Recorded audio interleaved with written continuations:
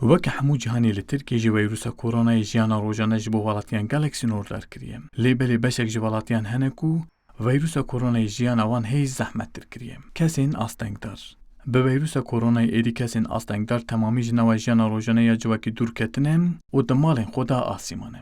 Şerafettin Hasanoğlu yek ji wan kesên astengdar û serokê Komeleya Astengdaran e dibêje ji bilî ڤایرۆsê di jiyana wan de gelek astengî hene ku ji aliyê welatiyan ve têne pêşiya wan. Pandemiyle engelli arkadaşlarımızın Divê heyamê de hevalên me yên astengdar duwarê aborî de to astengiyê wan çê nebû lêbelê duwarê perwerdeyî û amûrên wê de endamên me gelek astengî dikêşin. Divê heyama vîrusê de ya rastî herîzê de welatiyan bo me astengî derxistin. Baldar nînin rê û deverê bo me tên çêkirin ew bikartînin û qet nabin alîkar. Bi rastî jî astengî ne di ser laşê me de ye, di mêjiyê kesan de ye.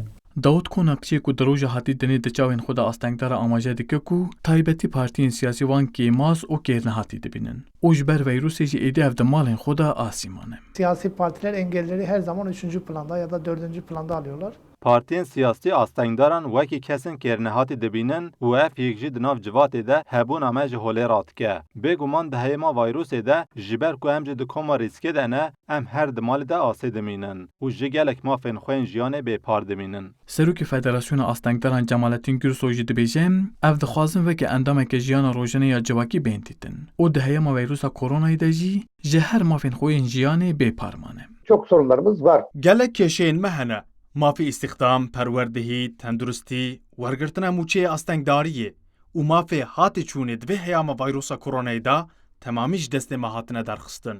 Bi rastî ڤایرۆsa koronayê herî zêde bandor li ser me kiriye. Em nikarin derkevin derve. Alîkariyên şaredariyan rêk û pêk bo malên me nayên.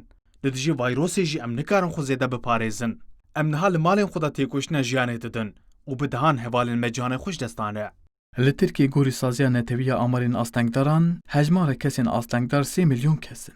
Lêbelê li gorî daneyên nefermî û raportên Komeleyên Astengdaran jî ev hejmar 10 milyon kesin û piraniya wan jî di malan de dimînin û pêdiviyên xwe yên jiyana rojane jî bi tena serê xwe nikarin pêk bînin. Vural erişmiş. Kurdistan 24 Ankara.